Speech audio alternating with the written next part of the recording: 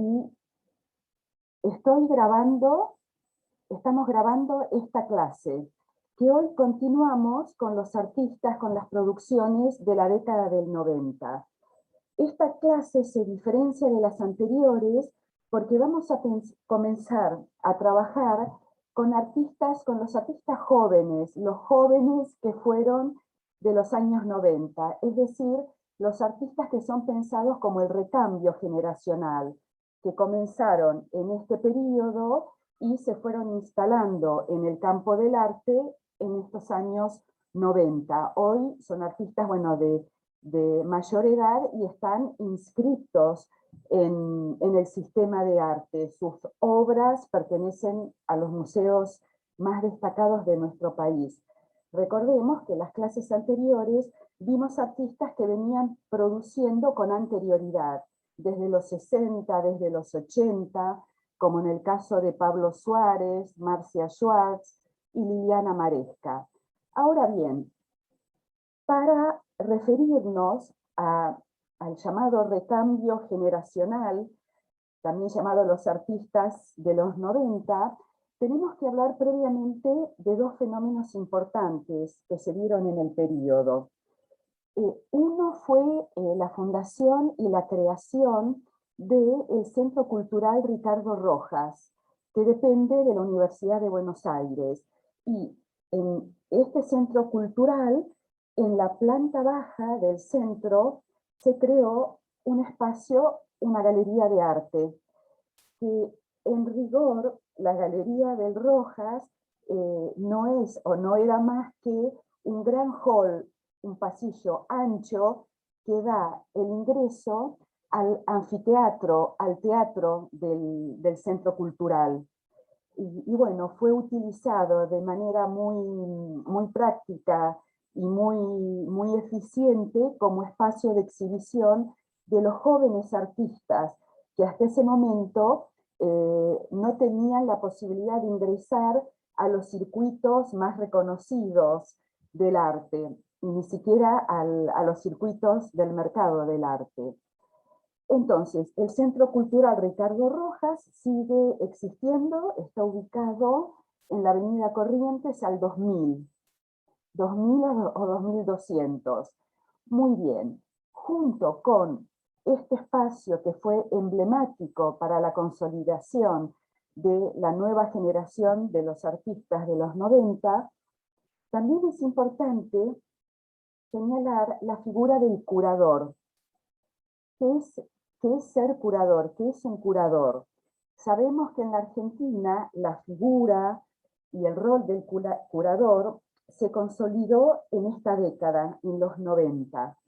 Ahora bien, la figura del curador emerge con el perfil tal como lo conocemos hoy a mediados del siglo XX, que es en el momento en que se piensan a dar las muestras itinerantes de arte, muestras internacionales. Ahora bien, la figura del curador es cierto que existió siempre en la tradición europea occidental moderna, porque sabemos que el problema de los museos de todas partes del mundo es que tienen como patrimonio mucha cantidad de obra y nunca tienen el espacio de exhibición suficiente para exponerlas. De modo tal que siempre hay una decisión de qué obras exhibir, qué artistas exhibir y cuáles no.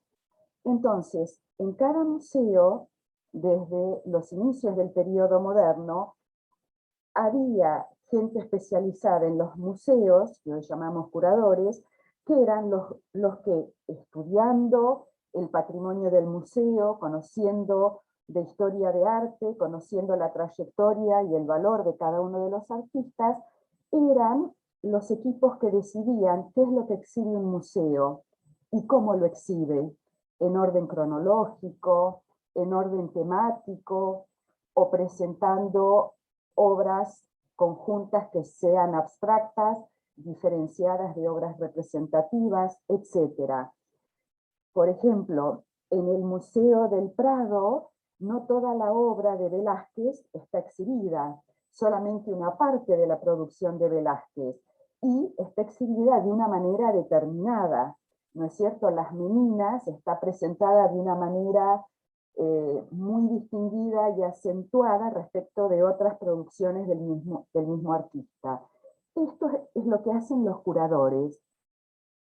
Lo que sucede es que en la actualidad el curador es como que se profesionalizó esta actividad, de modo tal que es un perfil que abarca una dimensión teórica, porque los curadores investigan, formulan nuevas preguntas alrededor del arte, pueden hacer revisiones críticas de la historia social y cultural, en fin, proponer nuevas maneras de abordar tendencias o producciones, pero lo que termina de caracterizar la función del curador es que todos sus estudios y sus reflexiones las debe materializar en el espacio del arte, a partir de una muestra. Entonces, el artista tiene que el curador tiene que sostener su relato curatorial en las obras que presente en la muestra en cuestión, exhibiéndolas. Entonces, ese aspecto teórico se materializa en una muestra concreta. Si vamos ahora a hacer recorridos a los museos de la ciudad de Buenos Aires, el Bellas Artes, el Malva, etc., vamos a ver que tanto en las muestras temporarias como en las muestras de la colección permanente del museo, siempre hay un guión curatorial detrás. Y los museos indican la autoría de los curadores, sea un equipo curatorial o un solo curador. Y de hecho, el director artístico de los museos es, en rigor, la figura del curador. El Museo Nacional de Bellas Artes tiene como curadora a Mariana Usubiaga, que es profe titular de la UBA. Bien, si nosotros estamos hablando del Centro Cultural Ricardo Rojas y la figura del curador, entonces ahora vamos a ver la figura de un artista en particular. Vamos a compartir pantalla aquí. No, eso es segunda parte. Aquí no. Un momentito. No. Un momentito que abrí pero se cerró la... Momento. Aquí está. Bien. Vuelvo. Ahora sí.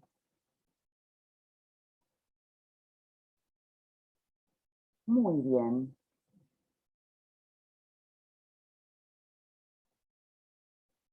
Perfecto. Acá tenemos la fachada del actual Centro Cultural Ricardo Rojas. Como dijimos, el Centro Cultural Ricardo Rojas fue uno de los espacios que comenzó a dar visibilidad a los jóvenes que todavía no podían ingresar a los circuitos oficiales del arte. Muy bien. El Departamento de Artes Visuales se creó en el año 89 y fue designado el artista Jorge Gumier Mayer, que es un artista que ya venía produciendo desde los años 70.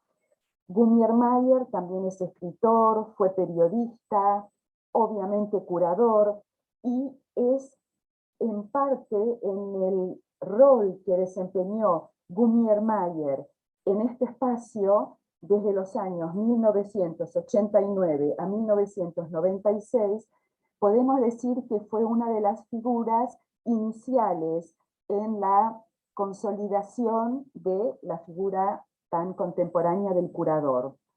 Muy bien. Y la característica de Gumier es que es él el que le dio cabida a los jóvenes artistas de los 90. Pero la obra de Gumier que él produjo en la década del 90 es importante para el periodo. Entonces vamos a hacer un breve recorrido por la producción de Gumier en los 90.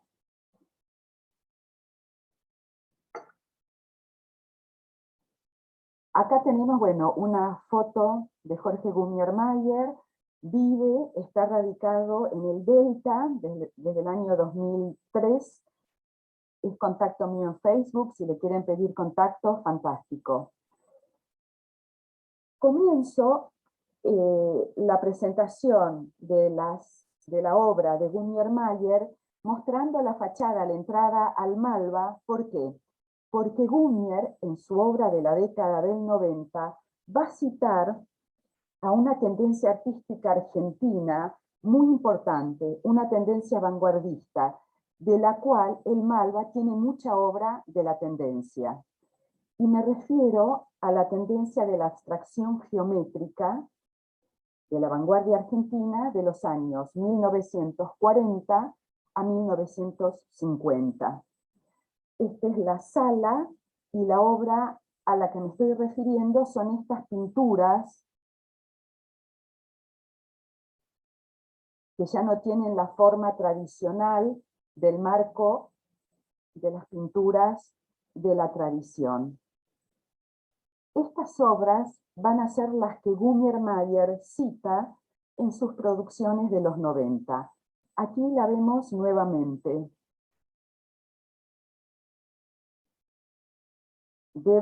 La sala del Malva debe estar exactamente igual que ahora. Bueno, acá hay otra. Vemos una foto de una de las visitas guiadas que ofrece el Malva para su colección permanente. Bien, pero volvamos a esta fotografía que es más clara. Estos artistas, diversos, argentinos también ahí hay uruguayos, los llamamos vanguardistas porque toda corriente sumamente rupturista del siglo XX recibe el nombre de vanguardia por el carácter revolucionario y de ruptura que tuvieron los artistas. Pero también hay que sumar que los artistas que se englobaban en una tendencia vanguardista se englobaban también de una manera programática, porque ellos enunciaban sus postulados, sus maneras nuevas de pensar el arte y de hacer y de producirlo. Y de hecho, publicaban sus manifiestos vanguardistas, donde plasmaban su ideario estético. Esta tendencia, como vemos, es una tendencia que trabajó la abstracción, porque los artistas propusieron que el arte no debía representar ya el mundo empírico. El arte debía ser creación pura y tener como su motivo los elementos con los que el arte trabaja. El color, la diferenciación de planos, las formas, las líneas. Y además, esta tendencia vanguardista rompió con el formato tradicional del marco de las pinturas, ¿no? Que son los tradicionales rectángulos ortogonales con ángulos rectos en cada lado. Los abstractos geométricos hacen los marcos recortados, como podemos ver.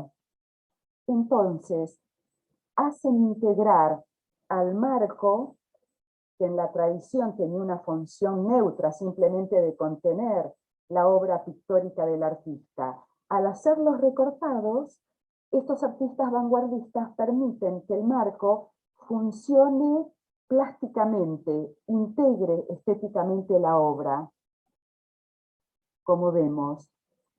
Entonces, son artistas que también pusieron en crisis la división tradicional de pintura y objeto tridimensional, porque estas pinturas también pueden ser pensadas como pinturas objeto. Ahora vamos a ver con detenimiento esta forma Marie del uruguayo que produjo en la Argentina, Carmelo Arden-Quinn.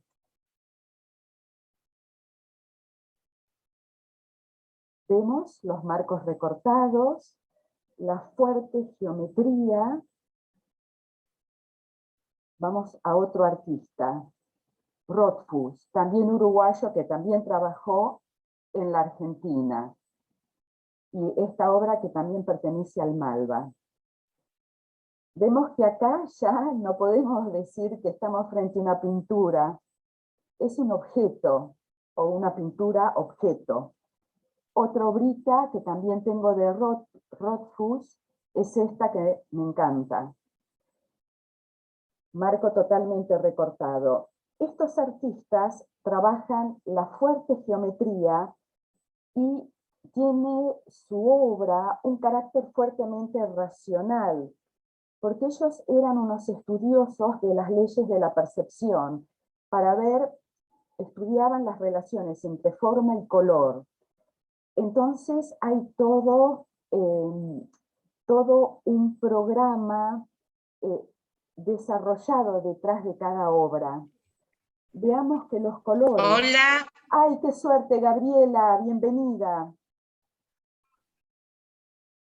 Ay, espera. Sí, ya estaba, se demoraron ellos. Fui acá al diagnóstico Maipú, que es cerquita. Así que Bárbaro. yo digo, llego, y bueno, llegué un poquito más tarde, pero llegué. Muy bien. Gracias. Gabriela, estoy grabando la clase, así que quédate tranquila. Ah, bueno, gracias. También es para una colega tuya, una amiga mía, Piru. Gabriela, estoy presentando un artista importante de los 90 que se llama Jorge Gummiermayer, que la obra de él cita estas pinturas objetos que estamos viendo, que pertenecen al Malva. Si vos fuiste alguna vez al Malva, acordate que en el primer piso donde exhiben la colección permanente, se ve este grupo de pinturas de marcos recortados, con fuerte geometría. Todos estos artistas pertenecen a la tendencia vanguardista de la abstracción geométrica, que tuvo reconocimiento internacional, porque un integrante de esta tendencia, el argentino Tomás Maldonado, al final de su vida se radicó en Alemania y llegó a ser director de la Escuela de Artes de Ulm, la ciudad alemana. La Escuela de Ulm fue la heredera de la Escuela de la Bauhaus alemana. ¿Se acuerdan que la Bauhaus fue creada por Walter Gropius, el arquitecto, en 1919? Y de ahí salieron Kandinsky y bueno, otros artistas de las vanguardias históricas de principios del siglo XX. Y recordemos que la escuela de la Bauhaus la cerró Hitler en 1933. Bien, entonces, esta tendencia argentina de la vanguardia geométrica es la que va a tomar y la que va a citar nuestro artista de los 90, Jorge Gummiermayer, de alguna manera, de un modo paródico. Vamos a ver la obra de Gummiermayer.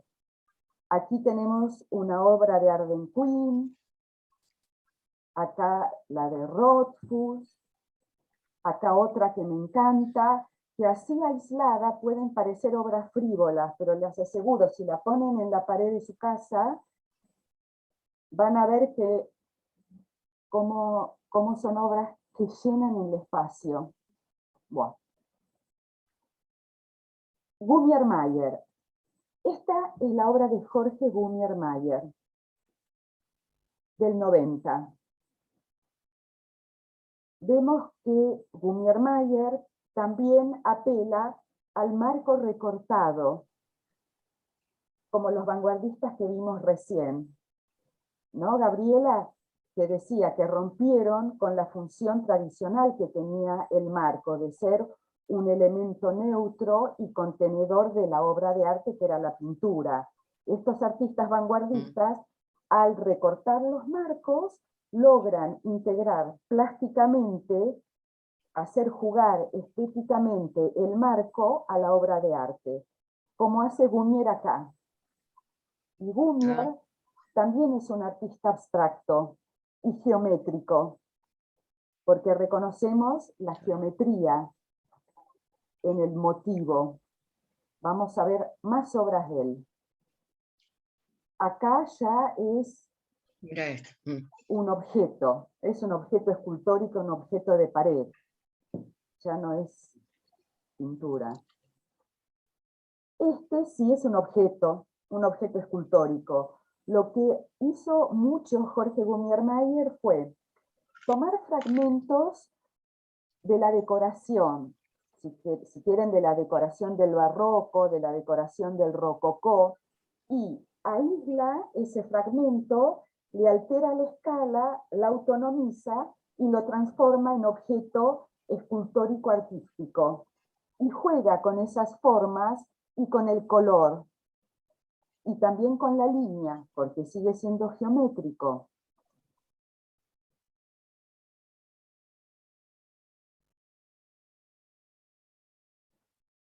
Otra obra de Gummier.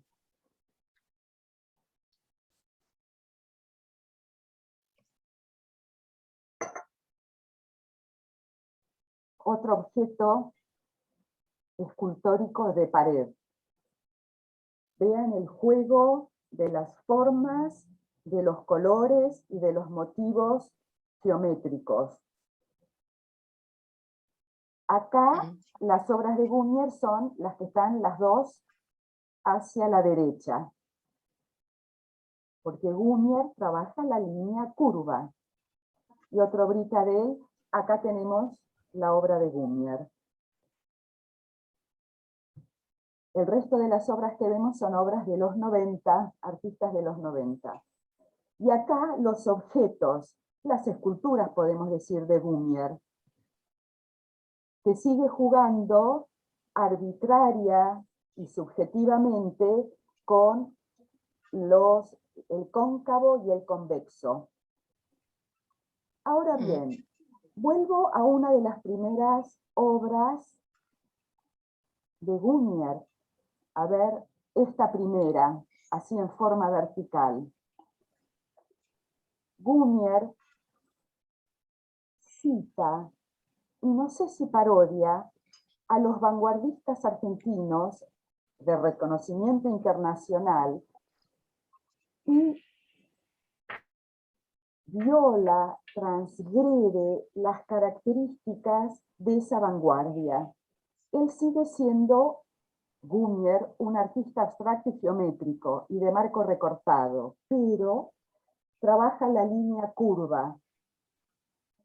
Su obra no tiene el carácter racional o racionalista de los vanguardistas de los 40, porque es arbitrario al trabajar con la curva, porque él quiere darle a estas obras un carácter eminentemente decorativo.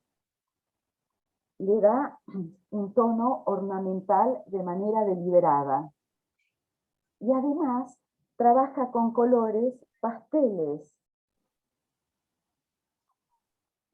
muy distintos a los colores que trabajaron los vanguardistas de los 40 y 50, que pensaban el uso de los colores porque hacían estudios de la percepción.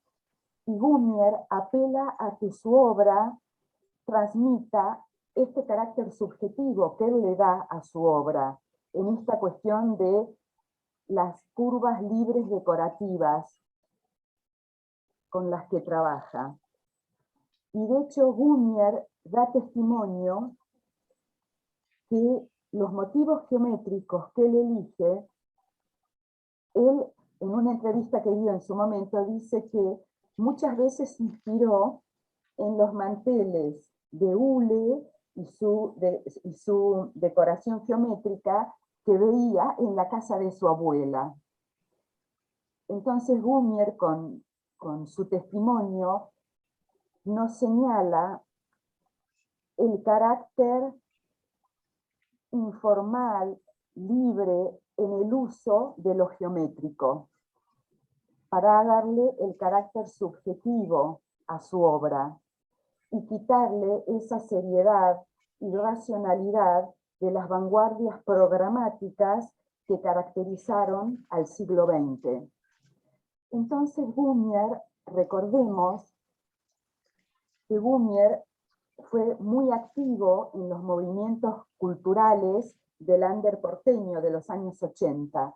¿Se acuerdan que la clase pasada lo referimos al under porteño? Bueno, que estuvo activo en todos los 80. Y Gumier fue un activista también por la igualdad de los derechos sexuales, ¿no? La igualdad de las identidades sexuales y la libertad en la elección de la identidad sexual. Y de hecho produjo muchos artículos periodísticos y acciones en defensa de los derechos de este colectivo de artistas. Entonces Gumier en estas obras está haciendo un señalamiento de cómo nuestra vanguardia revolucionaria de los años 40 y 50, revolucionaria en el sentido de el carácter rupturista que tuvo respecto del canon de la tradición en el arte, aún así esos movimientos vanguardistas estuvieron atravesados por la norma de la heteronormatividad, que piensa el género de manera binaria y que atribuye determinadas características y caracteres que se piensan de carácter y de fuente natural, biológica, a género masculino determinadas formas estéticas y al género femenino otras diferentes. Y lo que hace Gumier, él como hombre que es, trabaja con la estética que la tradición en el arte le reserva a la mujer y no al hombre. Por eso el carácter subjetivo, que efectivamente tiene su obra, el carácter y el tono fuertemente ornamental, el trabajar con colores pasteles y no el color razonado y estudiado de los vanguardistas de mediados del siglo XX. Entonces, en la producción de Gumier encontramos además del carácter efectivamente decorativo, lúdico, que tiene su obra, y si se quiere también le podemos encontrar algo de lo que tuvo la tendencia pop de los años 60, por lo divertido, el desparpajo, en contraposición a la seriedad que pretende la alta cultura. Pero en estas obras hay toda una reflexión y un señalamiento de parte de Gumier, y no solo a las tradiciones vanguardistas argentinas, sino también al canon occidental, porque este señalamiento es válido para la tradición europea occidental en la que estos artistas y bueno, nuestra contemporaneidad está inscrita.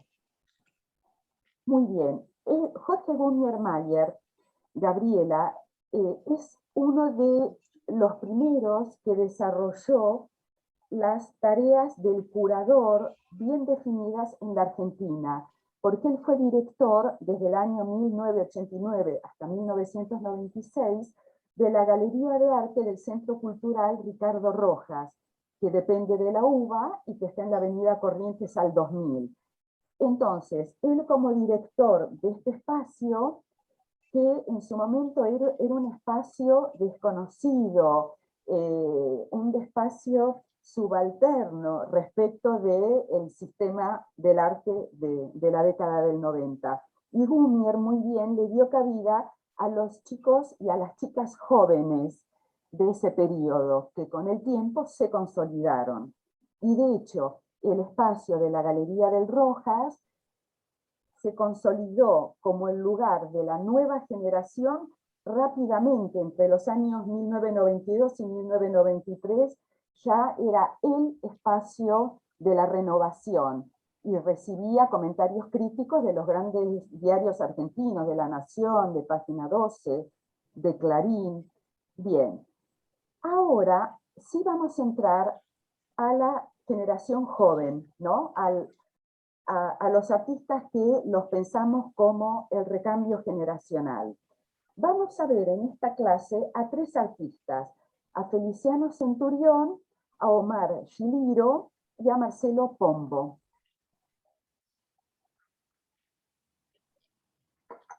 Los 3 fueron artistas que fueron activos en los movimientos contraculturales de los 80, siendo ellos muy jovencitos. Los 3 comenzaron a tener visibilidad en el Centro Cultural Ricardo Rojas. Y además los 3 están atravesados por el tratamiento de la cuestión de género. ¿No es cierto? Porque ellos también fueron activistas en pos de la igualdad de los derechos de género y cuestionando la heteronormatividad, como decíamos recién, y cuestionando los estereotipos de género. Tenemos que recordar que la década del 90 fue una década problemática porque fue cuando se expandió el virus del HIV. Fue el momento de la pandemia del HIV que pegó a la Argentina, a Brasil, a la región latinoamericana y también en el exterior. Y de hecho, de los 3 artistas que vamos a ver, Feliciano Centurión y Omar Giliro, murieron de SIDA, al igual que Liliana Maresta. El único que vive es Marcelo Pombo. Entonces, son artistas que la obra de ellos tiene que ser pensada en este contexto, ¿no? El contexto de la propagación del virus del HIV que generó olas de pánico y también, obviamente, hubieron discursos y búsquedas en torno a la salud pública y a la salud colectiva, pero también se escondían en estas políticas de cuidar a la salud, se escondían discursos discriminatorios y estigmatizantes de quienes sean portadores del virus, tuvieran la enfermedad, y también de los colectivos gay. Y hubieron discursos... ¿Eran gay ellos o eran drogadictos? No, drogadictos no, gay. Gay no, drogadictos no, ninguno tuvo problemas de adicción, ninguno. Pero bueno, son 3 artistas importantes, muy importantes en la década, y bueno, hay que caracterizar su obra y contextualizarla porque ellos trabajan el tema de género en su obra, las atraviesa. Y vamos a ver cómo cada uno de ellos trabaja de manera distinta la cuestión. Y una cosita que quiero recordar, también había toda una movida en la década del 90 de obturar, de tapar toda discusión alrededor de la cuestión de género, que la cuestión de género no sea tocada, y que pensarla como en la tradición binaria, que quedar ahí sin discutir, ¿no? Y también hubo discursos de limpieza social y de exterminio. Y estos chicos jóvenes produjeron en ese contexto. Y por último, también lo que los caracteriza es que todos en su obra también cuestionaron esas divisiones jerárquicas que pretende la cultura de élite, la alta cultura, respecto de la cultura de masas, o la cultura comercial, o la cultura popular. Entonces, en la obra de estos artistas, como en muchos, o en casi la mayoría de los jóvenes de los 90, tienen algo del movimiento pop de los años 60, porque tienen algo de lo lúdico, de apelar al impacto visual, el juego de los colores, el juego de las formas, pero se diferencian del movimiento pop, porque recordemos, lo que hacían los artistas del pop fue ingresar al campo del gran arte o la alta cultura, la estética de los modos de comunicar publicitarios comerciales, y también la estética de la comunicación de los medios masivos de comunicación. y también incorporara, ¿no? Y también incorporaron los consumos populares o los de entretenimiento. Y en los artistas pop fue una manera muchas veces de celebrar esa nueva sociedad de consumo que irrumpió en ese momento, fines de los 50 e inicios de los 60, ¿no? Y celebrar los medios masivos de comunicación. Y de ahí recordemos las obras de Andy Warhol, que incorpora al contexto del arte, del espacio predeterminado del arte, objetos que él compraba en el supermercado, el jabón para lavar la ropa o las latas de sopa que él consumió muchos años de su vida. Bien, estos artistas rompen o ponen en crisis estas fronteras de la alta cultura y de la cultura de masas de modos muy diferentes a lo de los pop.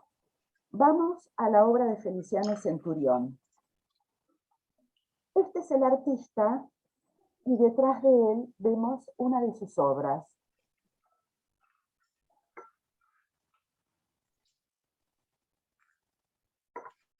Vamos a ver en primer término la serie de Centurión en la que trabaja la flora y fauna de su Paraguay natal, porque Centurión es paraguayo, comenzó a formarse como artista, a estudiar en Paraguay, él se traslada a la Argentina porque él reconoce que el contexto paraguayo era mucho más convencional que el de la ciudad de Buenos Aires en la década del 80, que tenemos la vuelta a la democracia y los movimientos del under porteño que él integra, y que él también se mueve en el under porteño. Pero él tiene una formación tradicional en arte. Es egresado de la antigua Escuela de Bellas Artes Manuel Belgrano, que hoy es la Universidad Nacional de las Artes, UNA. Bien. Vamos a ver la serie de Feliciano, que trabaja particularmente con soportes, frazadas. Este espacio es el de la colección de Amalita Fortabat. Aquí vemos las dimensiones de sus frazadas intervenidas. Esta debe ser una galería privada. Feliciano en las frazadas las interviene con pintura y hace jugar el entramado fabril con el que ya viene el prefabricada de la frazada, la hace jugar con la intervención que él hace. Acá tenemos pulpos, acá objetitos, ¿no? Como juguetes que él viste que él interviene. Acá serie frazadas, como vemos, él interviene también carpetitas de decoración de interiores, interviene también fundas de almohada, interviene también los delantales para cocinar. Pero acá entramos a la serie frazadas en las que trabaja con motivos de la flora y fauna de Paraguay. Aquí vemos el yaguareté. Vemos que tiene una forma de dibujar, o sea, de pintar lo que está representando de manera sintética, casi gráfica. Acá, pulpo. Acá otra vez los yaguaretés. Y acá cangrejos. Bien. Estas obras, vamos a ver una, esta me encanta a mí por el juego de colores y cómo hay un diálogo entre las vetas de la decoración de la frazada y las vetas del yaguareté, con las líneas. Vamos a una visión acá de los pulpos. Este es un surubí. ¿ok? Y veamos que hay una delicadeza en el tratamiento de los colores, porque el surubí está trabajado en gris, que replica las distintas gamas grises que tiene la misma frazada. ¿Qué pasa con esta obra? Que yo conté, que tiene muchas cosas del pop, como los jóvenes artistas de los 90 en su mayoría, y tiene incorporada la cuestión del género.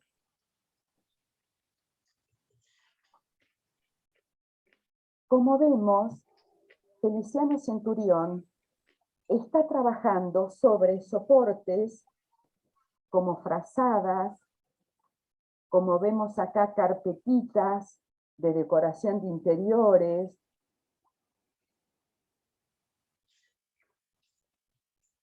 Vamos a ver, sigamos viendo, acá está el surubí.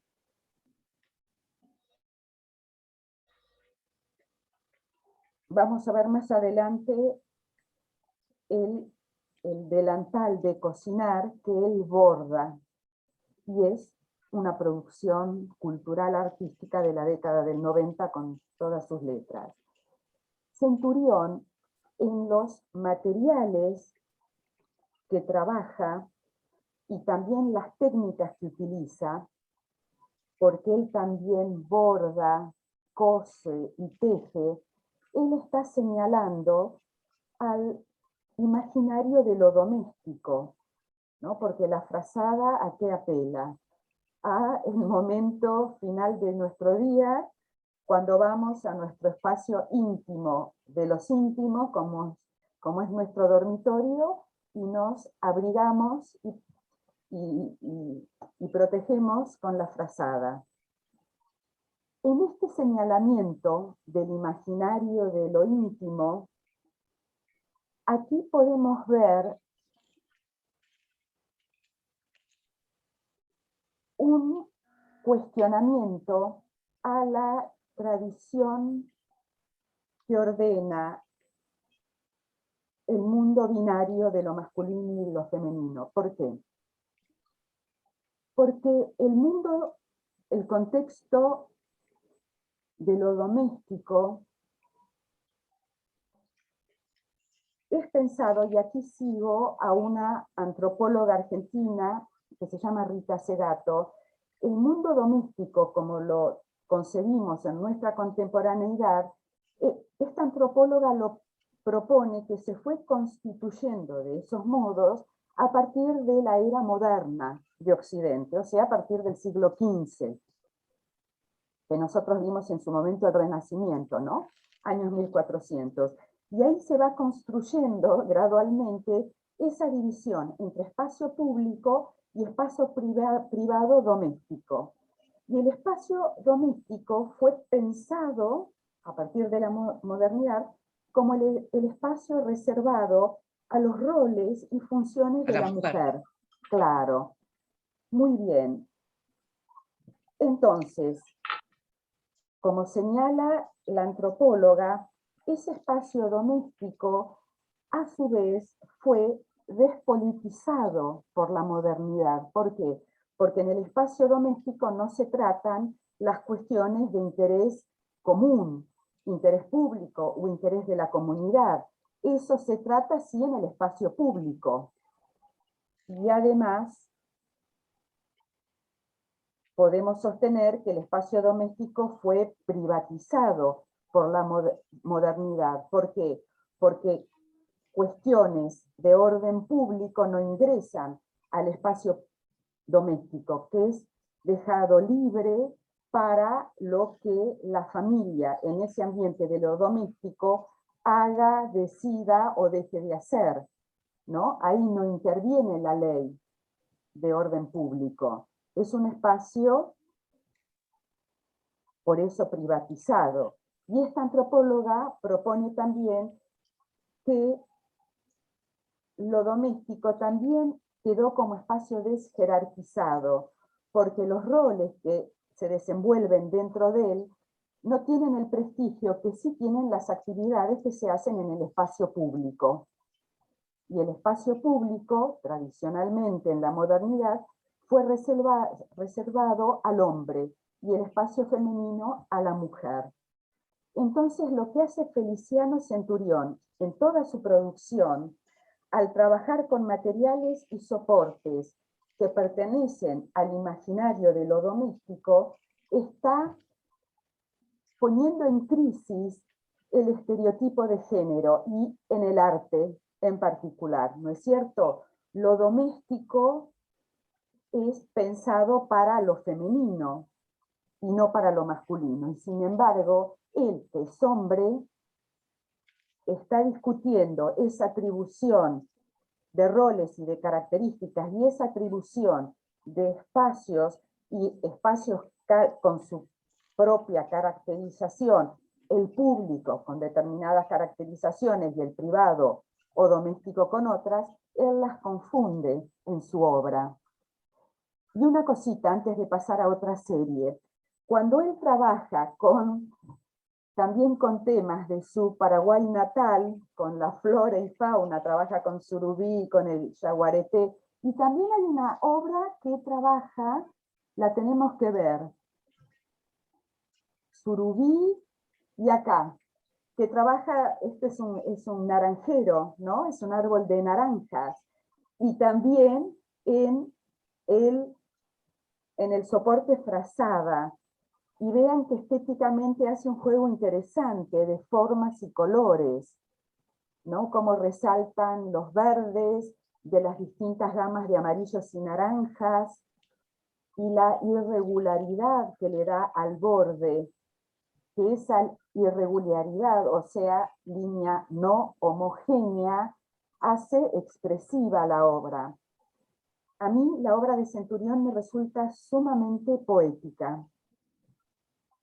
Cuando él trabaja estos motivos, recordemos que estamos en la década del 90 y que es un periodo en el que tenía mucho auge en el mercado y en los circuitos consolidados del arte las tendencias neoconceptuales. Ustedes recuerdan que todas las tendencias conceptuales que se dieron a lo largo del siglo XX son tendencias en las que cobra centralidad la idea, ¿no? En desmedro del hacer del artista, en desmedro de pensar la obra como un objeto singular y valioso. ¿Y qué más? Bueno, y este artista está produciendo obra manualmente porque él es el que cose y el que pinta, y vuelve nuevamente a la noción de obra como objeto valioso y singular, como son sus frazaditas intervenidas y manteles intervenidos. Y estas obras de conceptual no tienen nada, ¿no? Porque el soporte mismo, la materialidad de la obra, es importante en esta producción, porque ahí también hay contenidos a, eh, a, a experimentar por parte del espectador. Y no hay una referencia a la idea en desmedro de la materialidad. Y además, él está trabajando con temas y motivos que también en ese momento, por los que se adscribían a los conceptualismos, eran motivos que eran considerados frívolos, o si se quiere, livianos, ligeros, ¿no? No tenían la seriedad que en general caracteriza al arte conceptual, que es un arte intelectualoide, intelectualista. A mí me encanta el arte conceptual. Recordemos la obra la última que vimos de Liliana Maresca, Espacio Disponible. Es una obra que tenemos que pensar. Liliana ahí estaba señalando el problema de la mercantilización de todo, y la artista está proponiendo pensar en que, bueno, hay cosas que no son mercantilizables, como el espacio del arte, en fin. Era la obra que tenía como un número y uno tenía se imaginaba que pondría ahí, que faltaba, esa era, ¿no? Era esa, que era el número de teléfono de ella, Sí. para seguir la obra y el claro. artista Y nadie la atender- llamó. No, nadie la llamó, no. Eso se llama también arte de acción, porque la obra continuaba en la acción que tenía que desplegar el espectador si quería, en diálogo con la artista. Entonces, bueno, y además estas obras en la década del 90, que se acuerdan, fue una obra, un momento de apertura económica, de apertura a la importación, entonces llegaban muchos productos al país y también productos de gran elaboración de las industrias de los países centrales, bueno, aunque podrían ser producidos en China. Entonces, bueno, había como otra estética que estaba circulando en el ambiente, y este artista se contrapone, está rompiendo de alguna manera a su propio momento social, y trabajar con estos motivos. Ahora vamos a ver la serie Estrellas. Acá pinta, teje al crochet y cose sobre una frazada. Es la serie de estrellas, que no vamos a distinguir si son estrellas, pétalos de flores, estrellas de mar o soles. Estrella de mar. Sí. No parecería. Sí. Vean que hay un trabajo estético de parte del artista. Él apela a la sensibilidad estética. Vean las gamas de colores, en colores tierras y bordó, que hay un trabajo armónico. Y la obra es armónica, tiende a la simetría. Vamos a ver acá otra serie de estrellas que las hace jugar con la decoración en cadena de la frazada. Frazada, material, soporte blando de la obra. Y vemos también carpetitas que él teje al crochet. Y él también está recuperando la tradición familiar que tuvo de su familia paraguaya, de modistas y tejedoras del ñandutí, ¿no? Técnica originaria de nuestros pueblos guaraníes. Sol naciente. Y vemos acá que él borda la carpetita y escribe sobre ella, sol naciente. Vean nuevamente que es una obra que apela a la armonía de su composición, que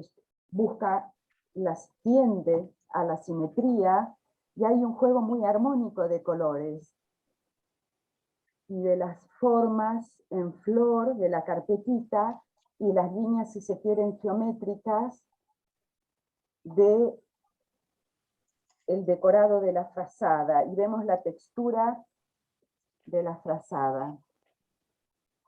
Estoy vivo.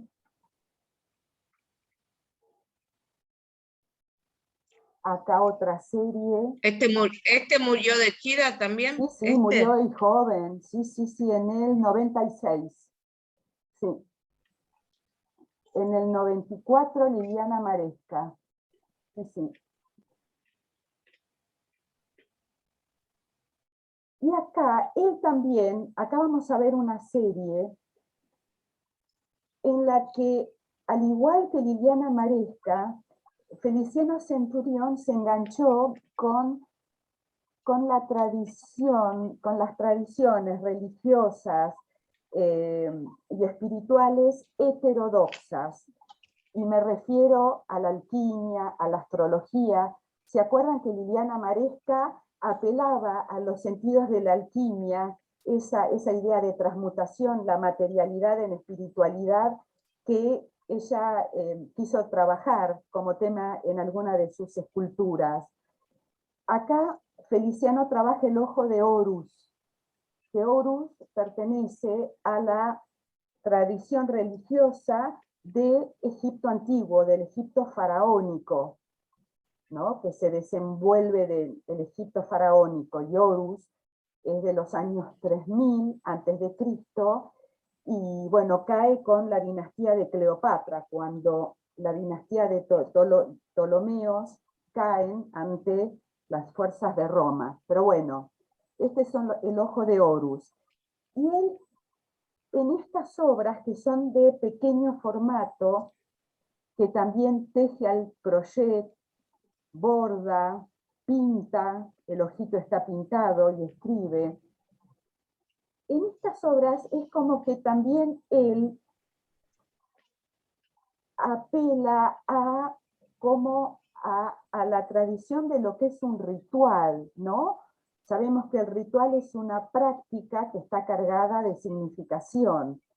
Entonces, esta serie de Centurión funciona muchas veces como, se dice como ex votos, pero en rigor, funcionan como obras que son como pedidos o como agradecimientos, pero también son obras que señalan algo de la vida íntima del artista, que sabemos que él produce esta obra estando convaleciente del HIV. Entonces hace referencia a veces a su cuerpo, a la fragilidad del cuerpo y también a lo vincular.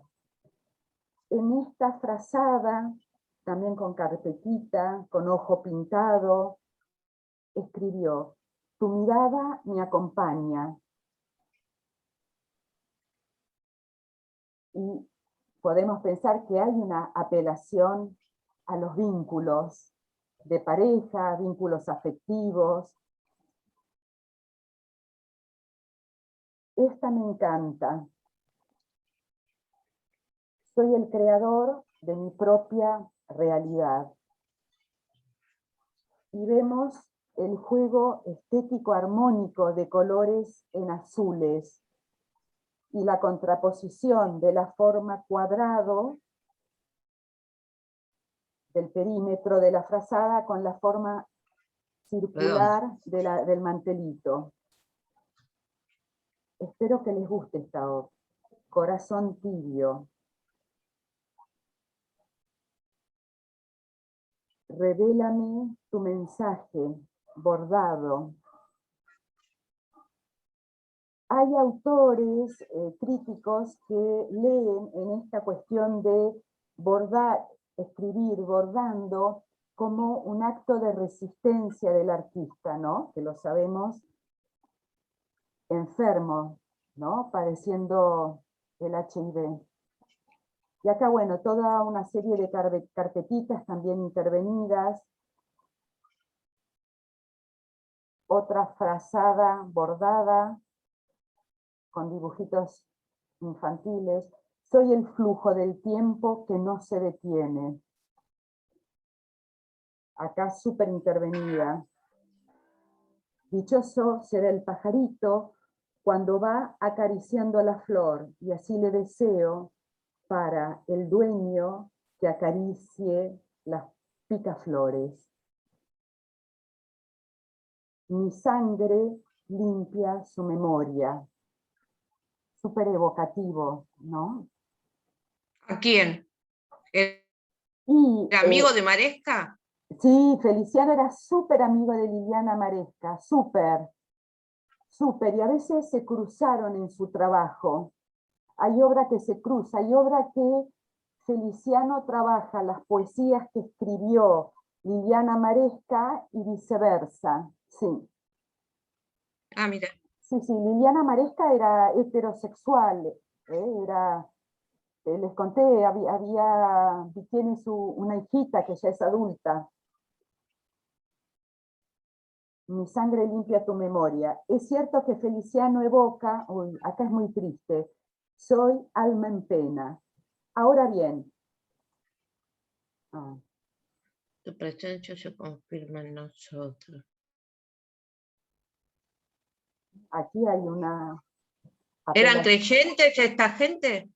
No sabría decirte, no sabría decirte. Porque Pero tu presencia se confirma. él trabaja mucho con lo vincular en esta serie. Gente que ya no está al lado de él, sea porque parejas se separaron o porque Claro, no existe, o porque murieron. se murieron. Sí, también compañeros de él que también murieron de SIDA. Acá hay otras dos. Me encanta la de la izquierda, Florece mi corazón.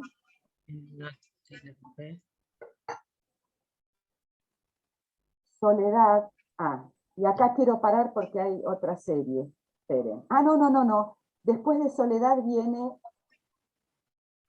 Esta es una Luz funda divina del alma. Es una funda de almohada con sus bordecitos. Y el delantal de cocina. Mi casa es mi templo. Acá sí es el señalamiento expreso al espacio desjerarquizado por la modernidad de lo doméstico. Yo les había dicho que en estas obras íbamos a ver algo del pop, ¿no? Por la cuestión de poner en crisis las fronteras de una alta cultura y una cultura de masas. El cuestionamiento que hace Feliciano Centurión es muy distinto al de los artistas pop. Porque, como les dije, los artistas pop de alguna manera querían presentar en su obra lo que ellos estaban experimentando, que era la emergencia novedosa de los medios masivos de comunicación, de las industrias de la publicidad, de los consumos masivos, etc. Y también celebrarlos. Estos artistas cuestionan la jerarquía de alta cultura al incorporar técnicas, soportes y materiales desjerarquizados por la alta cultura. Un soporte como es un delantal, una técnica como es el bordado, o el tejido al crochet, o el coser. Esas son técnicas muy alejadas de lo que se entendía por alta cultura, arte elevado, gran arte. Y de hecho, esta generación de artistas en su momento fueron calificados englobados como arte light, o sea, arte ligero. Tal vez ustedes puedan acordarse que en los 90 en la crítica se hablaba de un arte light, arte rosa, por muchos de los artistas por su orientación sexual, que igual no eran todos, eran algunos, pero bueno, arte rosa, arte light. Y también por esta cuestión de poner en crisis los cánones que definen un arte refinado, ¿no? Que tiene que trabajar con motivos serios, motivos graves, y este chico que trabajaba con la flora y fauna de su Paraguay natal, que las técnicas tenían que ser técnicas destacadas, sobresalientes. Entonces, esta tendencia de los 90 también es calificada como arte kitsch. Kitsch es un término que se utiliza en el contexto general del arte, pero significa mersa. Y así era calificado este grupo. No decían mersa, pero decían arte light, kitsch, arte ligero, frívolo. Bien. En el caso de Feliciano Centurión... A vos te gusta, ¿no?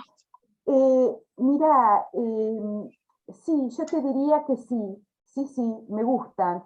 Desde ya, Feliciano Centurión es uno de los que más me gusta del grupo del Rojas, por el contenido poético que tiene, por los sentidos, ¿viste? Por esta cuestión que transmite del dolor, del afecto, de la idea de protección.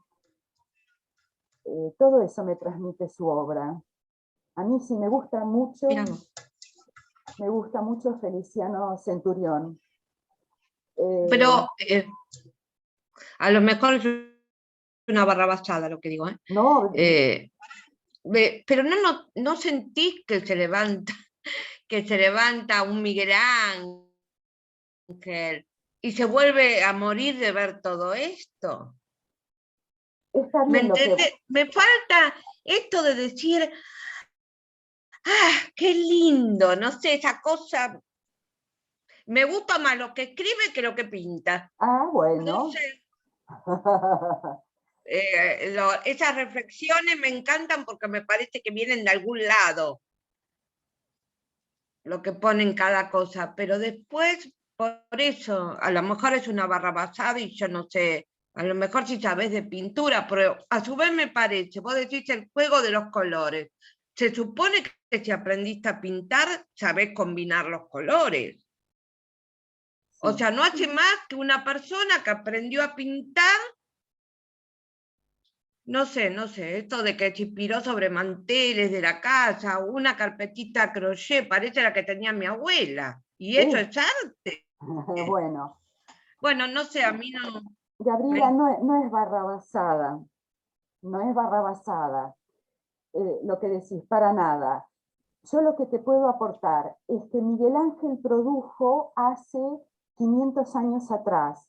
Si Occidente siguiera produciendo en el modo en que produjo Miguel Ángel, significa que la sociedad sería exactamente igual, no tendría los cambios tecnológicos, culturales, antropológicos que sufrió y que vivió la humanidad en estos 500 años.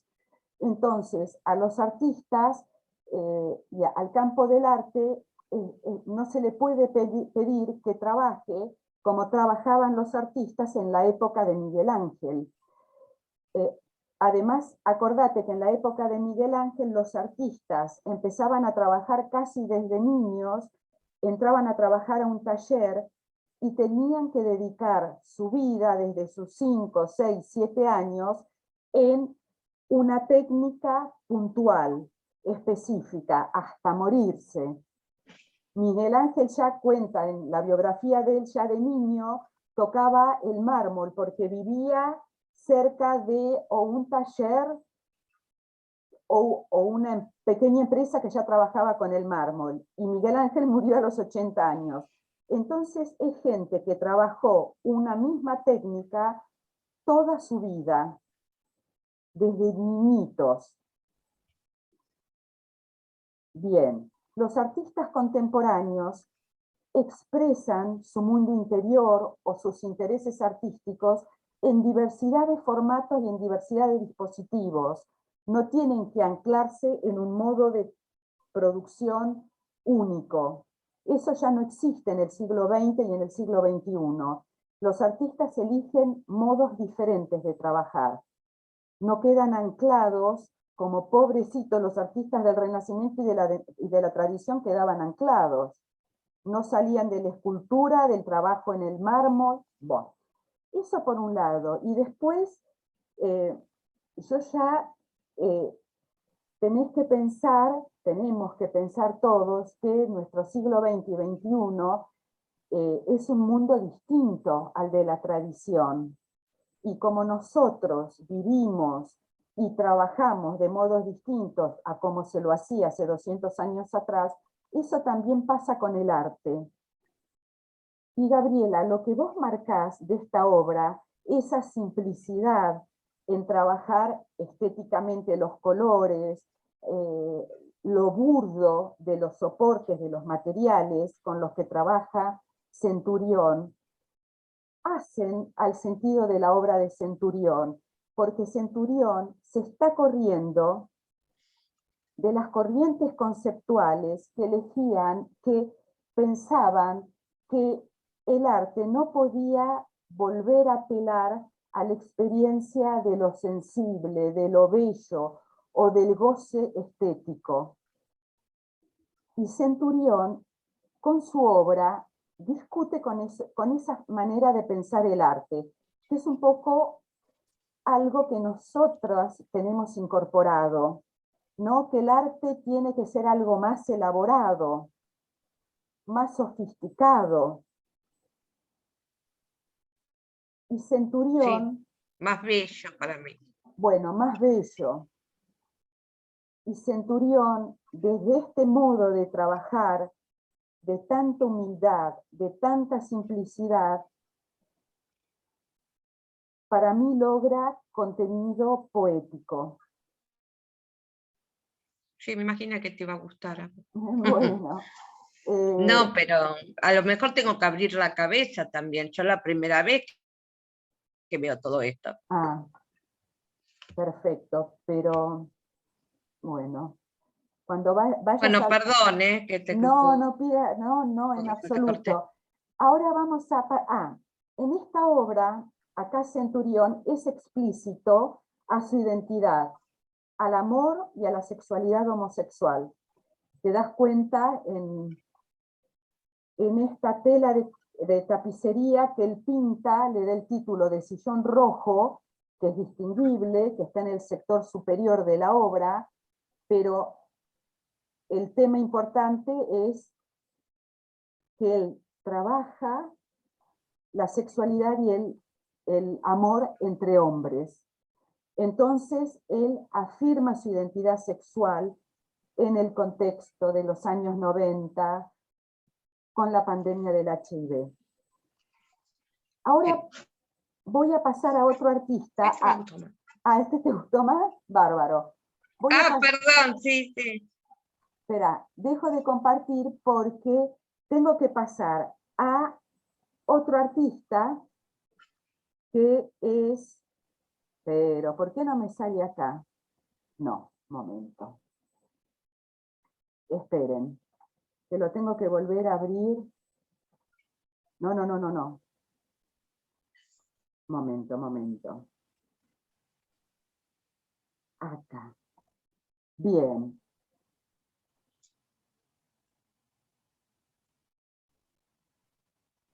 Vamos a pasar a otro artista que también se inscribe en este grupo de jóvenes que trabajan la cuestión género para discutir los estereotipos de género y la heteronormatividad.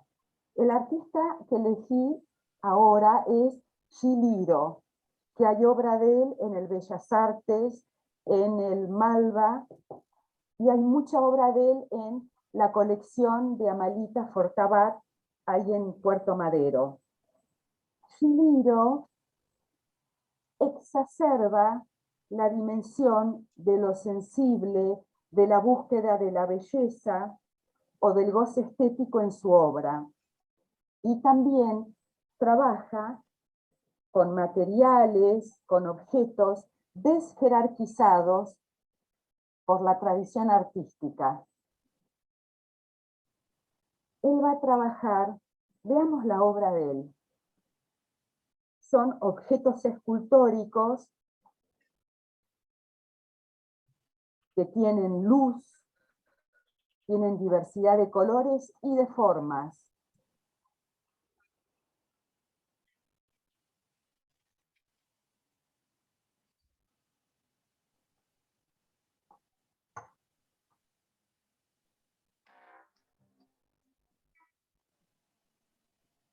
¿Ven las luces coloridas? Acá no se ve nada. Ah, Te no, veo tu cara hasta ahora. no, pero, momento.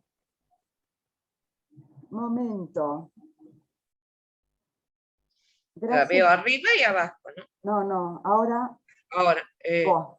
ahí, como unos Vuelvo, jarrones, va. sí, Omar Cirilo. Esta es la obra de él. Me Cirilo. gusta. Ah, ¿te gusta? Bueno, Sí, esta esta sí. es una muestra que tuvo en la colección Fortabat, que acá vemos parte del techo curvo de la fundación. ¿Fortabá se dedicaba a comprar pinturas o apadrinaba pintores? Amalita Fortabat fue una gran coleccionista de arte contemporáneo Ah, y de la mira. tradición. Claro, y montó su edificio, creó su colección, que es un edificio hipermoderno que está en Puerto Madero. Y ahí hay obra de la tradición, ahí hay obra romántica europea, hay obra del barroco europeo. Tenés que ir si a vos te gusta esa tendencia. Hay obra de Bruegel, hay obra del romántico Turner, que nosotros vimos en el ciclo que armé del Renacimiento al postimpresionismo. ¿Qué otra obra de la tradición hay? Sí, fue una gran coleccionista. Sí, hay ¿Murió? Amalita Fortabat, sí. Ah. Hay obra pop de Andy Warhol. Bueno, y los topes Turner y Bruegel. Muy bien.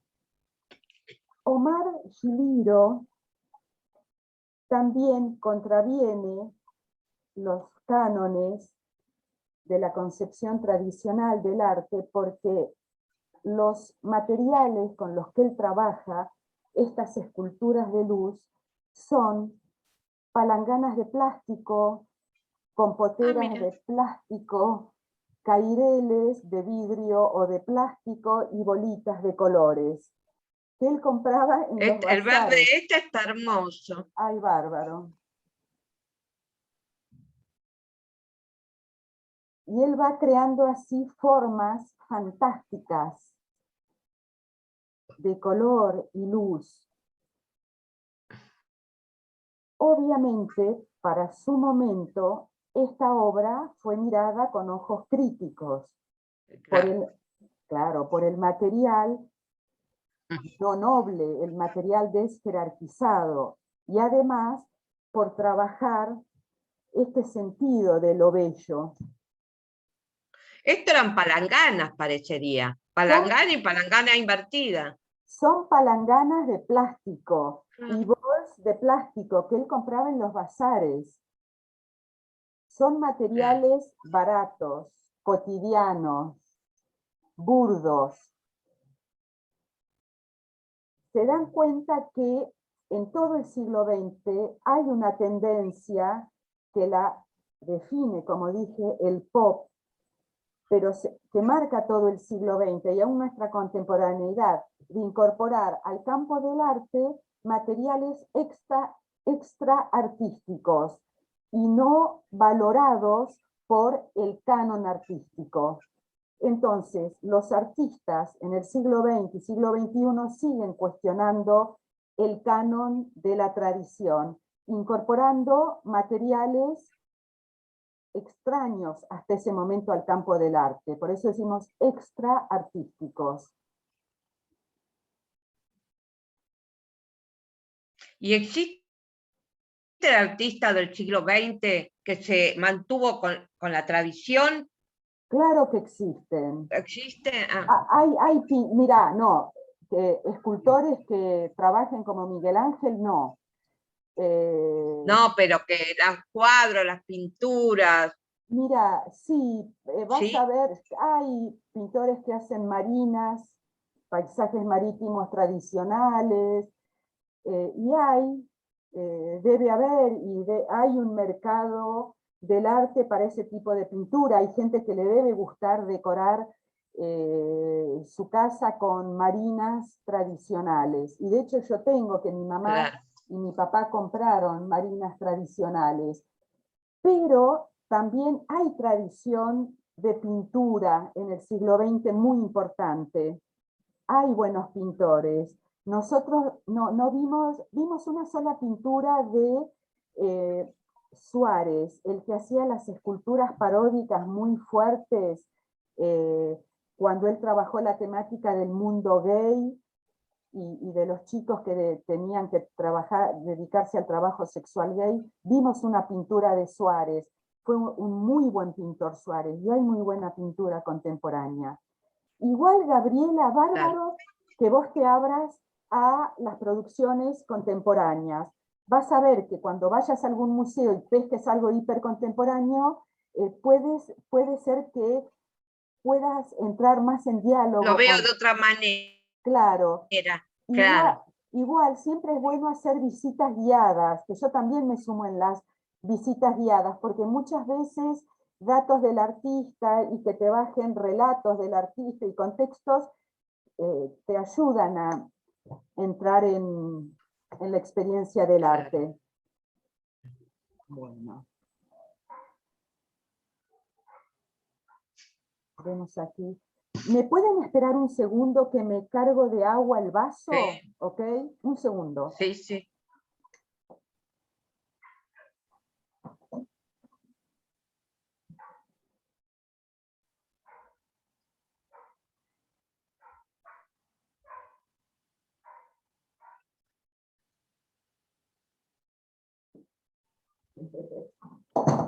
Listo.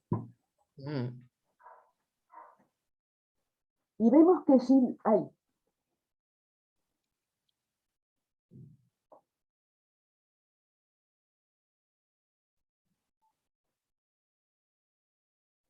Chihiro es un artista abstracto. Te está escribiendo alguien. Ah, sí. Que escucha pero no puede ingresar con voz. Ah, ¿por qué? Con voz, no de sí. hablar. No, pero ahora ya está. Debe estar.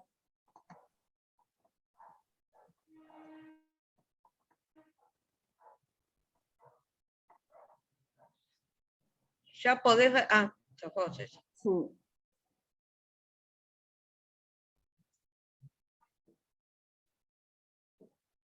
A las 7:58 lo mandó. ¿Qué hora es?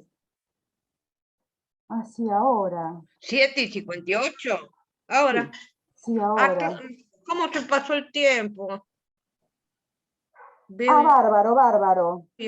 Veo y escucho todo. Seguimos. Bárbaro. Entonces, vemos estos objetos escultóricos que apelan al goce sensible directo. Chihiro, hay testimonio expreso de él que dice: mis obras, antes las leía textuales, pero ahora las refiero. Chihiro dijo: mis obras parecen frívolas y superficiales, pero a mí me interesa atravesarlas con belleza, hacerlas bellas, porque yo sé que la belleza llega a todos. Testimonio del artista. Eso es verdad. ¿Quién soy yo para decirlo? Pero la belleza... No, sí, sí. Y artistas que retoman lo bello en un siglo, el siglo XX, que cuestionó la noción de lo bello, porque es con el siglo XX cuando la noción de lo bello deja de ser pensada como constitutiva del arte. En la tradición no se podía pensar el arte por fuera de lo bello. En la definición de arte tenía que entrar la noción de lo bello. Eso cae con el siglo XX. Entonces, fue muy fuerte el desarrollo del arte durante el siglo porque se entendía, y de hecho yo también me siento involucrada, que si la obra, sea cine o cualquier lenguaje artístico, apela a lo bello, puede pecar de trivialidad. Eso pasó mucho en la mentalidad del arte en el siglo XX. Hay un fotógrafo muy conocido que se llama Mapplethorpe. ¿Lo ubican? Que produjo, un gran fotógrafo estadounidense que produjo en los 60, 70 y 80, también murió de SIDA. Su obra tenía un contenido sexual muy fuerte, porque fotografiaba desnudos, los genitales, y después también fotografiaba flores, y que tenían como un contenido erótico, ese tipo de fotografía. Y las fotos de él eran muy clásicas, eran perfectas, equilibradas, muy bien. Y se lo cuestionó a este artista en su periodo, no por el contenido altamente sexualizado de sus fotografías, fue cuestionado por sus contemporáneos vanguardistas por la belleza de sus fotografías. Y esto se los cuento como para recordarnos que en el siglo XX lo bello fue destronado. Y estos artistas, al acabarse el siglo, vuelven a apelar a lo bello. Esto está hermoso. Ay, genial. Esto, lo que se ve así. Sí, sí, genial. Me parece bellísimo. Bárbaro. Acá vemos una lámpara diseñada por Giliro, lámpara escultórica, en un ambiente hipermoderno. Recordemos que este artista, este grupo de artistas, también la apelación a lo bello es una manera de discutir los estereotipos de género. Acá otro objeto.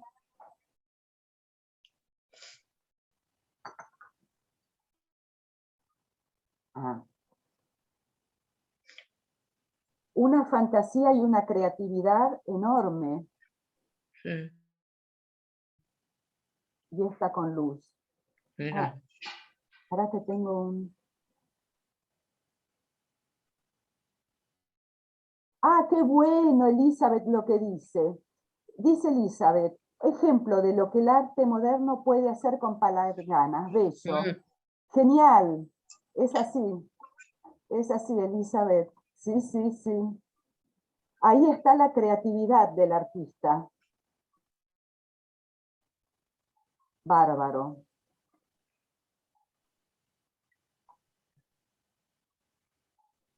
Mirá.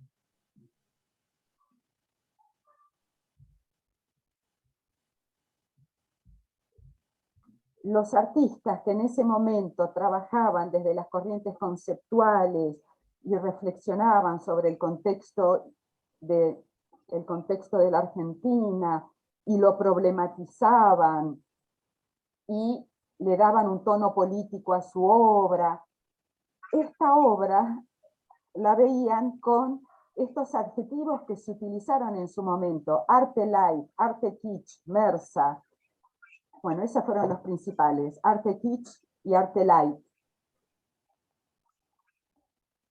Miren esto. Estos son con objetos de decoración navideños. Y ahora entro en el último artista de este grupo. Esperen. ¿Cómo era ahora que vimos, cómo se llamaba? Se llama... El de recién. Se llama Omar Giliro. Ese me gustó. ¿Te gustó? Bárbaro, bárbaro. Yo pude ver la retrospectiva que hizo Malika Fortabat de todos estos objetos. Y sí, era una fiesta visual recorrer cada uno de los objetos. Y todo esto lo hace el propio Giliro manualmente, y aún las conexiones eléctricas, ¿no? Entonces, vuelve al hacer manual y destacado, a pesar de si querés, la simplicidad comparándolo con la técnica que tuvo Miguel Ángel, pero bueno, vuelve a recuperar el hacer manual del artista, ¿no? Y hace de la obra un objeto singular. Y esta última obra, Salud, pertenecía a un tríptico que se llamaba Salud, Dinero y Amor. Plástico, hierro, vidrio y ensamblado. Y pertenece al patrimonio del Museo de Arte Contemporáneo de Rosario, que es un muy buen museo hecho, se recicló ¿cómo se llama? Los cilindros para guardar granos, bueno, ahora no me sale el nombre. Es el actual Museo de Arte Contemporáneo de Rosario, que está bárbaro. Esta Salud, Dinero y Amor. y acá sabemos que la hizo en el año 93, él muere al año siguiente, y la titula Salud. Y nos da que pensar, creo que nos invita a pensar el artista, si sabemos su contexto, también como un acto de resistencia a esta obra. ¿Se acuerdan que una de las últimas pinturas que hizo la mexicana que también murió muy jovencita, a los 40 y pico de años, los autorretratos, ay, no me sale el nombre, de la artista mexicana que fue pareja de Diego Rivera? Ay, ayúdenme con el nombre. Son los años. Que es una fea, que tiene la ceja hasta la mitad. Sí, acá ya me escribe Elizabeth, sí. Frida Kahlo, sí. Gracias. Tiene la ceja hasta la mitad del... Sí, se las exageraba Frida Kahlo, porque mirá las fotos de ella, no tenía esas cejas, pero bueno, quería... ¿Ah, no? No, era re bonita, pero la hacía Mirá vos. bueno, para contravenir el canon occidental de belleza y recuperar su parte de sangre de los pueblos Sufrió originarios. mucho esa chica, estuvo enferma, sí, sufrió mucho, el otro día le... Sí, tuvo polio, y Claro. siendo jovencita adolescente tuvo un accidente de tránsito que le quebró la cadera, todo. Entonces siempre tuvo problemas para caminar y tuvo mala praxis, una vida, pobrecita. Mala praxis médica, sí, pero una artista genial, divina. Y una de las últimas obras que hace, cuando ella ya está en cama, que no se puede leer, ya no podía caminar, pinta una sandía de colores fuertes y pinta Viva la vida. Y en esa pintura yo leo algo de esta copa Salud, ¿no? Que es una copa, bueno, una copa es para celebrar un momento, para agasajar a alguien, para alguien que ganó un campeonato, para brindar con champán y con perlas, caireles. Sí. Y celeste. Debe tener una idea. Sí, Por algo debió ser celeste. Sí, para referir a la masculinidad, masculinidad. Digo yo, ¿no? Sí. Y miren esta, esta es anterior, es del 91. Objeto plástico, vidrio, madera, cuentas de plástico, tapa de ventilador ensamblados, colección particular. Sí, ahí veo medias. la caja. Y ahí la tapa. Mira. Todo un diseño. Un juego visual. Y esa curva que asciende y se despliega en líneas en la parte superior. Sí. Bien, ahora voy a trabajar con otro artista que vive, Marcelo Pombo. Marcelo Pombo se caracteriza porque también va a trabajar con materiales extraartísticos, va a discutir nuevamente con la alta cultura o la concepción tradicional que todas tenemos de el gran arte. Pero Marcelo Pombo se caracteriza, vamos a caracterizarlo por dos cosas. Obviamente lo incluimos en este grupo que vimos de 3 artistas que trabajan la cuestión de género, que fueron activistas por la cuestión de género dentro del movimiento del under porteño, que se iniciaron en la Galería del Rojas, que Pombo se autodenomina artista del Rojas, pero la característica de Marcelo Pombo va a ser una acentuación mayor de lo decorativo y de lo ornamental, profusión de decorado, que hay críticos, historiadores que me gustan que lo caracterizan como que él tiene la técnica del pastelero repostero cuando tiene que decorar las tortas. Eso por un lado. Y por el otro, los materiales con los que trabaja Pombo son materiales extraartísticos y son materiales de desecho. ¿Ok? ya no lo ves jerarquizado por la sociedad como las palanganas o las frazadas y los repasadores para cocinar. Marcelo Pombo trabaja con el descarte. Vamos a ver este objeto intervenido que compró el Museo Nacional de Bellas Artes, integra el patrimonio. ¿Qué es esta obra? Es un huinco que él encontró en la calle, en la vía pública. Él trabajó con muchos objetos encontrados en la vía pública y bueno, los interviene y los trabaja. Y Marcelo acá lo decora.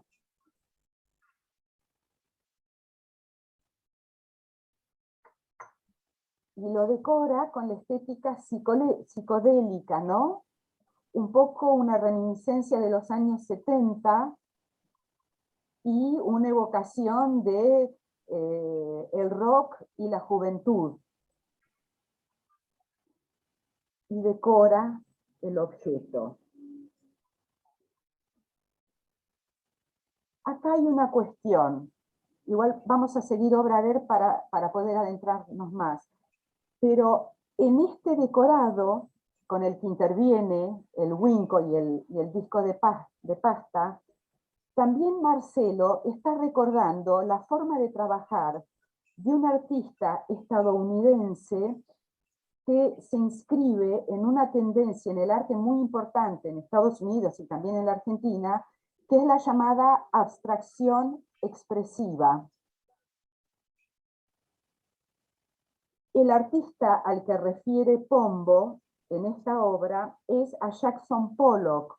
Ustedes lo ubican, es el artista que colocaba la tela en el piso y él con el chorreado a partir de espátulas y a veces la propia lata de pintura, iba dándole formas irregulares a toda la composición.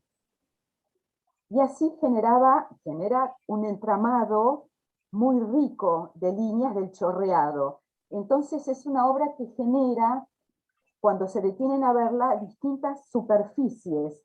No hay algo que está por la superficie, lo que está por debajo y más abajo. Obviamente es obra abstracta total. Y también invita todo ese chorreado a seguir, ¿no? A como hay caminos posibles y todo un juego laberíntico, el que quiera, el espectador puede seguirlo. Hay una obra de Pollock en el Bellas Artes, que es chiquitita, que es la típica de él, totalmente abstracta y hecha todo con chorreado. Lo que pasa que en la pintura abstracta expresionista de ese periodo, de la década del 50, del 40, Pollock es de esa época. Un artista argentino, lo tenemos a Kemble, que también hay obra de él en el Bellas Artes, que hace brochazos, 3, 4 brochazos, y esa es la obra de él.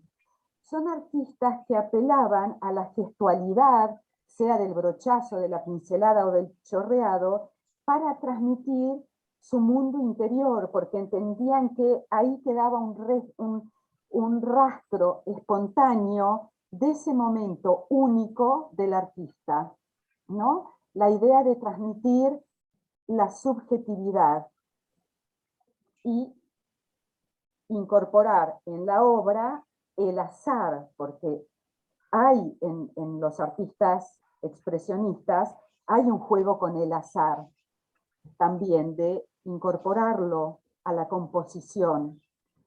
Muy bien. Pombo parodia en el sentido de que burla un poco ese sentido de los expresionistas abstractos de buscar dejar plasmada su subjetividad en la obra de arte.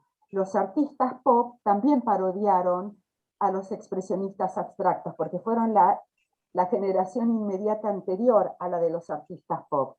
Y acá Pombo hace lo mismo y juega con esa forma de trabajar pretendidamente personal, subjetiva y azarosa. Acá vemos otra. Y vamos a ver otra obra de Pombo, muy fuerte, que compró Amalita de Fortabat. Michael y yo. Es terrible esta obra, terrible. Porque trabaja con los ceniceros de Pampernick, de la casa de comidas rápida, coloca 4 ceniceros simétricamente sobre los bordes de un marco que él pintó de rojo. A los ceniceros coloca cigarrillos apagados también de manera simétrica, y en el fondo del marco coloca fotografías de revistas de uso, de consumo masivo, de los cambios en el rostro de Michael Jackson. Como se titula, voy al título Michael y yo, acá podemos pensar en una reflexión que nos invita Pombo. Acá visualiza las transformaciones que tuvo Michael Jackson. Puede ser que él esté haciendo referencia a un momento de él de transformaciones también. Pero vemos que esta obra,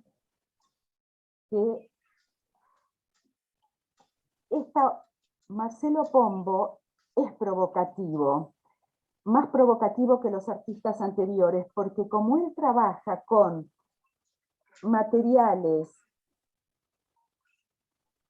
casi de desecho, hace que el significante con el que trabaja sea provocativamente intrascendente, y él lo estetiza, porque vean la composición casi simétrica que logra, ¿no es cierto? Y las fotografías guardan proporción, porque el ancho de las fotografías que están en vertical tienen el mismo largo de la que está en horizontal. Eso hace a una composición proporcional que el artista está buscando. Es una manera de resacralizar el arte desde códigos bajos. Otra obra provocativa es un mantel al que él incorpora a cada costado latas de arvejas ya usadas y les pone flecos, e interviene el mantel con apliques de plástico y lo estetiza. Yo no sé si les gusta o no, pero alguien ajeno a la tradición occidental del arte o ajeno a la tradición de la alta cultura va a ver algo bello acá, algo armónico en los colores, en el juego de los verdes, del verde de las arvejas, con el aplique sobre el mantel también verde, un poco más de colorido en los flecos. Hay una estetización de, como dicen, significantes intrascendentes, de materiales de descarte, las latas de arvejas vacías. A esta obra se la llamaba kitsch, mersa. Navidad en San Francisco. Esta obra tiene un contenido. Ya en el título alude a una localidad en el conurbano bonaerense, ¿no? Francisco Solano está en la zona sur, cerca de Quilmes. Esta obra también la compró Amalita Fortabat.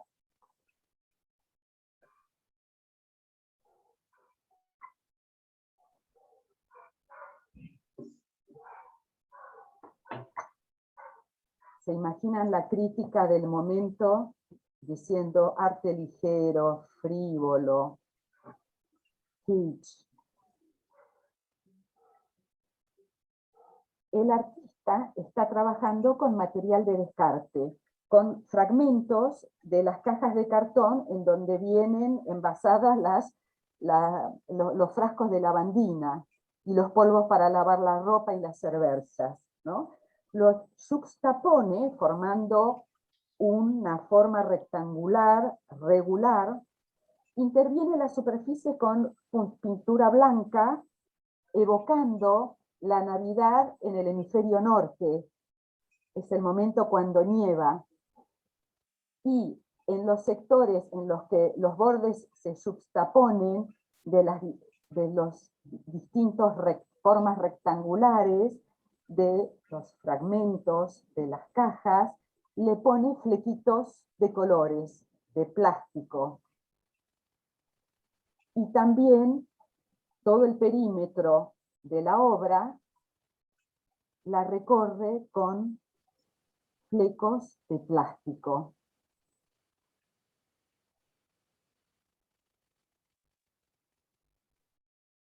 Estetiza el descarte, resacraliza el arte, choca porque son códigos bajos, materiales intrascendentes, pero en esta obra creo que Pombo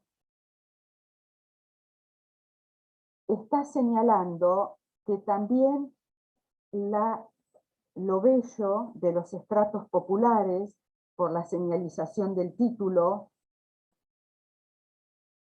por el material económico y de descarte, está presentando algo de lo bello, lo estetizado y de lo festivo.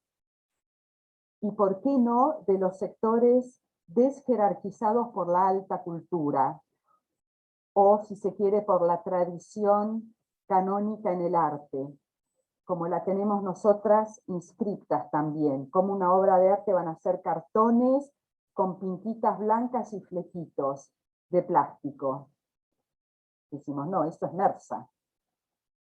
Y no, Pombo lo cuestiona y creo que logra presentar una obra que refiere también a la festividad desde la experiencia estética sensible.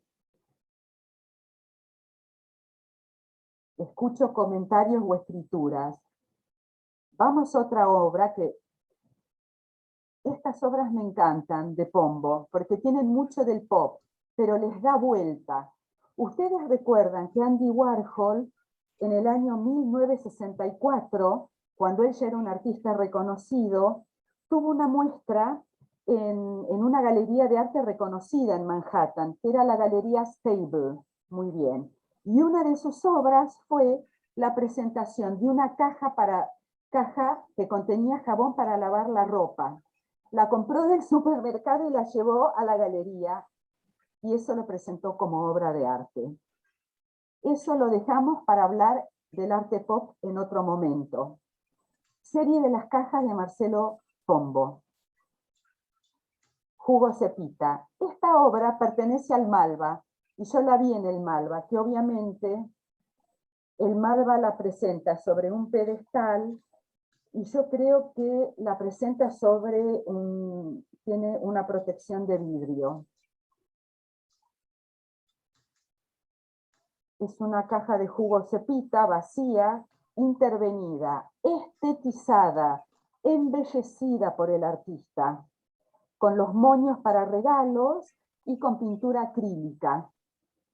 Y miren la combinación, el juego de colores que hace, ¿no? Y con brillo, un amarillo, un dorado con el verde brilloso, que replica y acentúa el verde y los amarillos de la caja Cepita.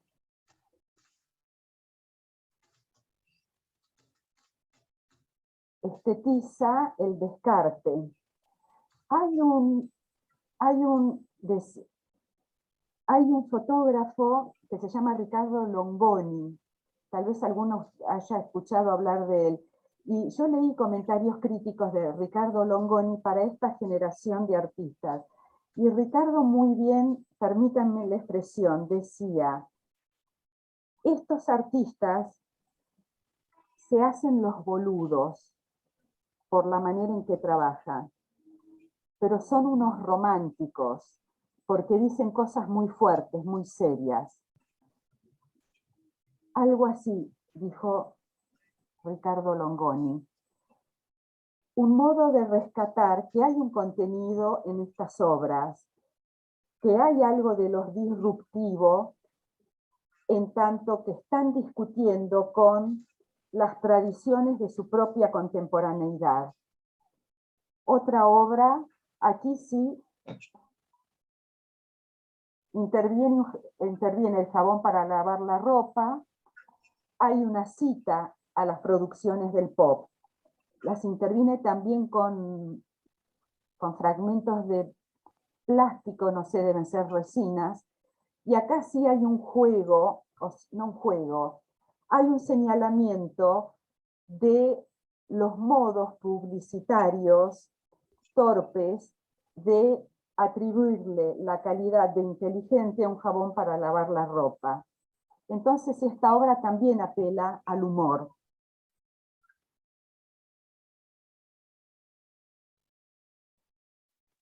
Esta obra, que pertenece a la colección de Fortabat, Bodhisattva, joven y náufrago. Yo se las presento para mostrarles una obra, no es una obra que a mí particularmente me conmueva. Obviamente el artista no tiene interés de conmover porque no es un artista del romántico, pero para ver el trabajo, como dicen, de pastelero repostero, cómo él dibuja con pintura de manera sintética la figura del joven que reposa en horizontal, y sabemos que la forma horizontal nos transmite al espectador la idea de reposo, con pintura acrílica y cómo hace infinidad de círculos en distintas gamas y con distinta iluminación, y forma el cuerpo del Bodhisattva. Sabemos que el Bodhisattva es la tradición budista y refiere a aquella persona que está dedicada a generar el bien a todos los seres humanos. Ese es el Bodhisattva. Y lo pinta de manera bien gráfica y sintética, con 3 líneas, le hace el rostro también de placidez. El cielo lo hace de una manera bien matérica, como acuoso, porque reconocemos el material sintético. La textura del material forma parte de la experiencia estética de la obra. Si alguna vez estamos frente a la obra en directo, apreciemos esta parte. Mire, acá hay chorreados del esmalte. Es toda una serie que trabajó el artista de esmalte sobre paneles. Y vemos que hay un cartel vacío y guirnaldas, ¿no? Acá guirnaldas que vuelan, que parece como si hay un viento que también dirige a las nubes o el cielo, y acá otra guirnalda. Y el sostén del Bodhisattva no sabemos si es sólido o líquido burbujeante. Ven cómo trabaja el material con detenimiento, que parece líquido y burbuja, y sin embargo sostiene el elemento sobre el que el Bodhisattva se estira.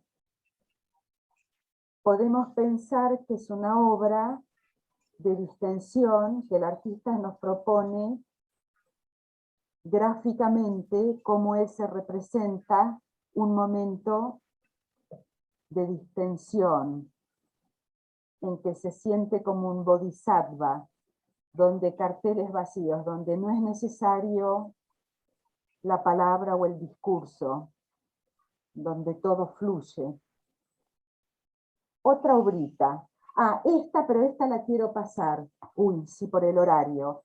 Esta la quiero pasar, para que vean el fuerte carácter ornamental que Pombo le imprime a sus obras, y trabaja una representación sintética. Quiero esta obrita, Noche estrellada con casas en las montañas, ya es casi contemporánea, del 2012.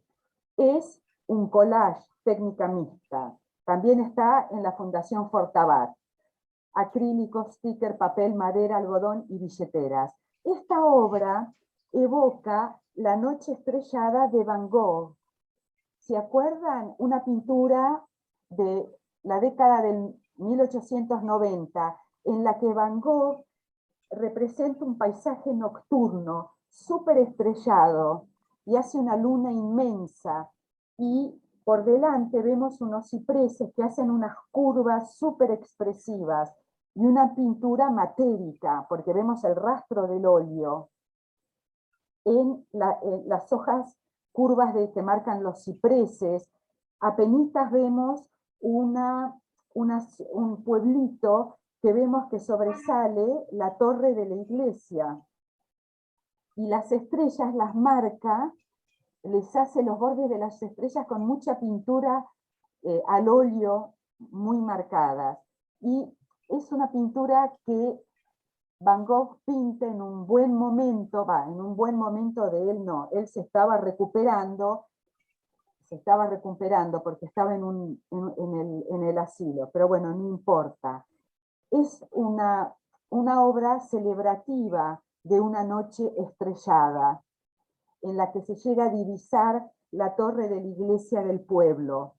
Acá, por el contrario, Pombo, nuevamente, utilizando materiales extra artísticos y desjerarquizados, como las billeteras, evoca la obra de Van Gogh, pero acá señalando la mercantilización en las figuras de la diversidad de billeteras femeninas, billeteras de mujeres, que me encanta que la haya puesto. Y hay gran decorativismo en la obra.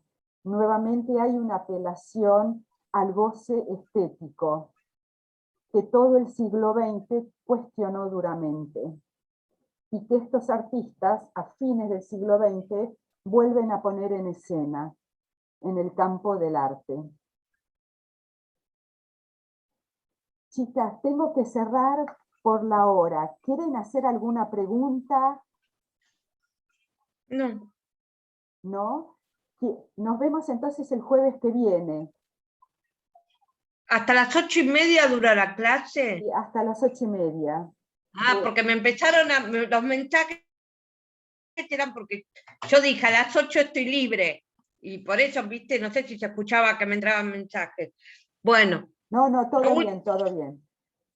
Vamos a ver, bueno, otro grupo de artistas de los 90 que no son gay, que bueno, ni tengo que hacer la aclaración para que no estereotipemos a los artistas de los 90.